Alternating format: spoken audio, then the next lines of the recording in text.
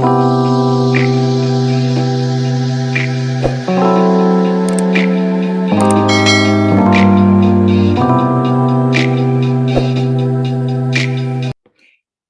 dear Capricorn. I'm Jamie Dawn, your evolutionary revolutionary astrologer, bringing you your May 2021 horoscope. As you can see, I'm using a virtual background. We're in the world of virtual here with COVID and everything else. I'm actually not in my home office. So those of you who have been following me on my Celestial Wisdom weekly videos on this channel, thank you. But in the background, I have a sleeping dog on the bed. So I just figured I would put a little virtual background in there to not distract you too much, I hope. And this is for a Capricorn Sun, Rising, Moon. Remember, it's a generalized reading, but I just want to put some pins on the map for you as you navigate the month of May. Because as the saying goes, April showers bring May flowers. And you have had this Aries energy at the beginning of April squaring off with your sun, rising, or moon, probably creating some tension and some challenges. And then when the sun and Venus and Mercury all moved into Taurus, you hopefully started to feel a little bit more grounded, more practical, more hopeful that May flowers were coming. And that's what I want to offer to you, especially because we're now going to be moving still with the Taurus energy, but then towards the end of the month into Gemini, and we've got a full moon eclipse. Now, the other thing is we're coming off of a very powerful full moon in Scorpio that was in April, on April 26th, 27th, depending on where you are. And no doubt that it brought up some deep, deep healing, maybe some releasing of old wounds, hopefully a lot of forgiveness and a lot of paying attention to where you were putting your energy, your time, and what you were wanting to manifest next. Because we do have, and I'll put these pins on the map, May 4th, we've got Mercury moving into Gemini, its home sign, in your 6th house. We also have on May 9th, Venus will leave Taurus and move into Gemini, 6th house. Then we have a new moon on May 11th, and that is in Taurus in your 5th house. Very complimentary for you. Those are the first 3 big movements at the beginning of the month. Then we're going to talk about Jupiter dipping its toe into Pisces on the 13th of May. And the 20th, the sun moves into Gemini, energizing that 6th house again. And Saturn will retrograde, your ruling planet.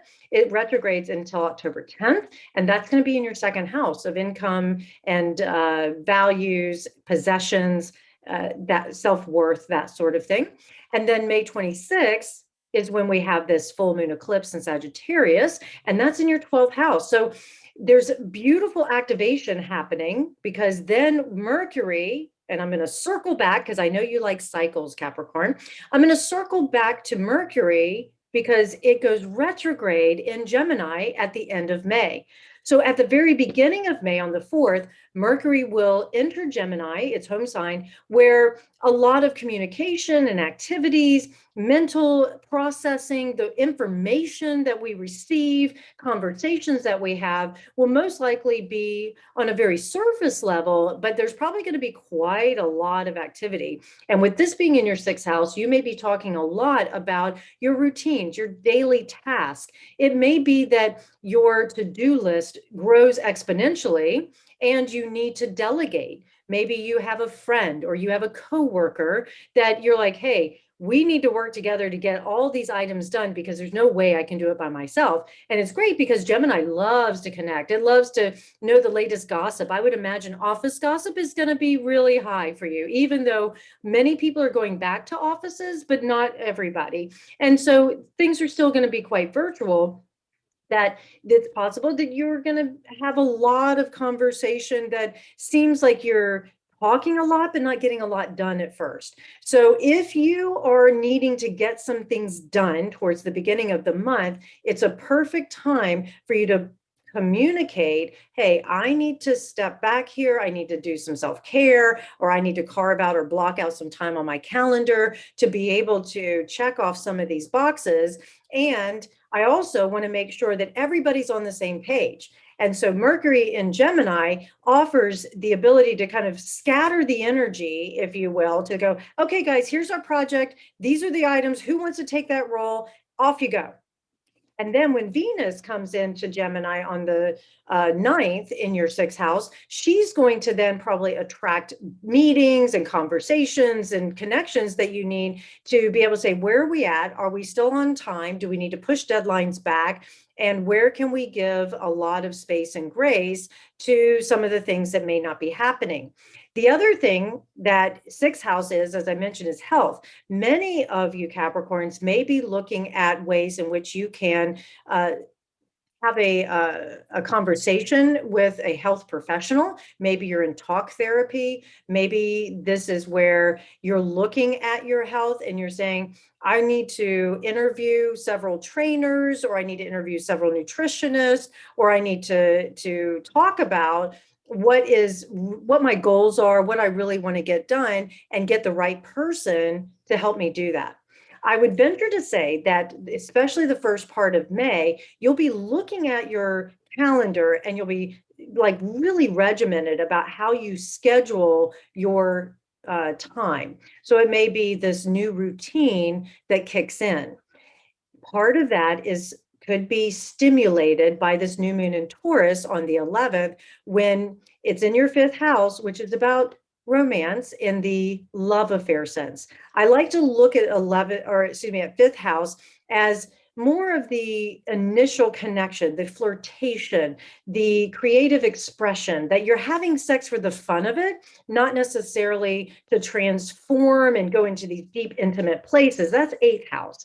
This is more about, I just want to enjoy myself. So I would sense that Capricorn, you may have some choices if you're not in a bonded relationship, that many of you single Capricorns will be having choices about various love affairs. Maybe there's one in particular that you really want, and you're having to take your time and just relax into it and let it just be casual. The other thing about fifth house is that it has a lot to do with taking some risk. And with the Taurus being here, this new moon in Taurus, and it's going to be trining your sun, rising, or moon, that you will most likely take calculated risk. So it could be, as we're talking about relationships, that whether you're bonded or single, that you will be looking at relationship or love and having fun and pleasure, but doing it. And do I, like, can I afford it? Does it make sense?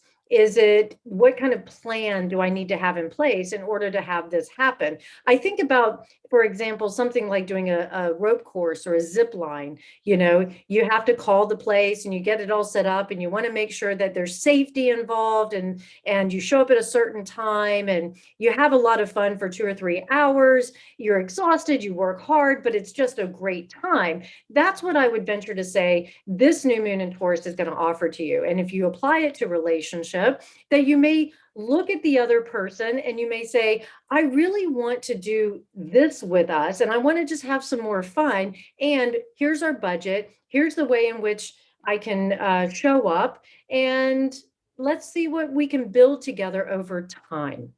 And I'm going to use that phrase carefully because of Saturn, your ruler, going retrograde.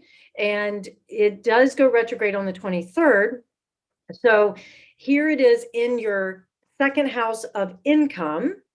And that's also another reason why I'm pointing to this, do I have the budget in order to make these things happen? Because at this new moon in Taurus, you may be feeling a little bit more risk-taking, or a little bit more ready to just get back to life, getting some plans in place, doing some things. But when Saturn moves retrograde, you may have to revisit do I really have the income that's going to be able to support that commitment that I may have made to myself or to another to have some fun, right? So there's those little pieces. The other thing I would say is that children are also part of this fifth house. So some of you Capricorn, sun, moon, rising will be dealing with issues with your children, but not necessarily negative issues. Or if you are dealing with a difficult issue, that you will find solutions that show up by taking certain risks, or by the methodical approach approach, the stable approach, offering stability in the middle of maybe a crisis or in the middle of trying to figure out, yay, I'm so excited, what do I want to do kind of thing, that you're the grounded force and the grounded presence that says, yes, we can do that. And let's look at what our resources are, what we have in order to make that happen. So there's that practical approach that you may bring in with your kids or with a situation with them. Now, as I mentioned, we do have Saturn retrograding, and that is in your second house. But before I talk about that, we've got the sun moving into Gemini on the 20th, energizing your sixth house that much more, placing you in a leadership role or giving you opportunities to shine and have some vitality in your everyday work life.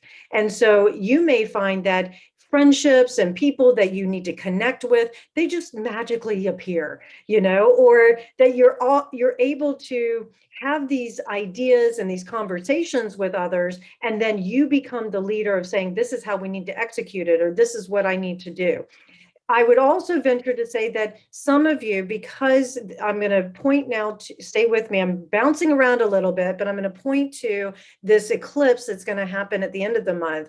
I sense that that will trigger the opportunity for you to be able to go, yes, I can do this, and I still need to deal or release or work with this 12th house issue, which is I need some seclusion, I need some retreat, I need to go away for a little bit, process what is coming in, and then come back to you. And so communication is king for you, Capricorn, this month. Over communicate as much as possible. Come back and say, hey, you know what? I just want to be clear. Are we all on the same page? What did you hear that I was offering? I think that's the other thing with the 6th and 12th house activation that's going to be happening for you, is especially with the eclipse at the end of the month and then Mercury retrograding. So you're going to have to revisit these conversations so that you don't have misunderstandings, or if there is a misunderstanding, that there's a lot of compassion, space, and grace. There's a lot of opportunity for you to be able to say, let's revisit this so that we can get back on the same page. Alignment is going to be crucial. I feel that now I'm going to jump to the Mercury retrograde, that the end of May into June, you will be revisiting certain subject matters, and it will give you an opportunity to refine them. It'll give you an opportunity maybe to do a little bit of research or regrouping, all the REs that happen with Mercury retrograde, and you can regroup yourself into the space of authority that you enjoy, and that you'll be able to step into the next phase, which is partnership, because that's what's going to get activated in June for you, that you'll be able to collect yourself, gather the information, and put it in a beautiful, organized way that also mitigates some misunderstandings. Or if there are some, you're able to say, I own it, let's fix it, let's keep moving forward. Because that's the whole thing for you, Capricorn. It's all about moving forward. And I would say that May will give you lots of opportunity to feel as though you are finally making progress. I also want to point out, Capricorn, when it comes to relationships, romance in particular, bonded or single, that there should be truth getting revealed this month. There's, especially if you feel like there's been secrets or there's been something hidden from you. And I would say that there's a releasing happening when it comes to a belief system, like maybe it's a belief that nothing ever goes in my favor, or I have to work really hard to get what I want. And I'm going to offer that maybe you let that go and you settle into life moves through us, and that we only block it when we overthink it, or we only block it when we try and control it. And so I would say, Capricorn, that the month of May will bring up certain things for you to keep refining. How do I let go of this control? And what can I do in this moment to just let life breathe through me? All right, Capricorn, I hope that this helps.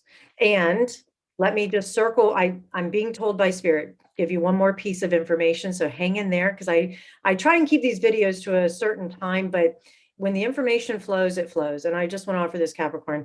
I sense that relationship, especially romance, is going to give you something to smile about this month.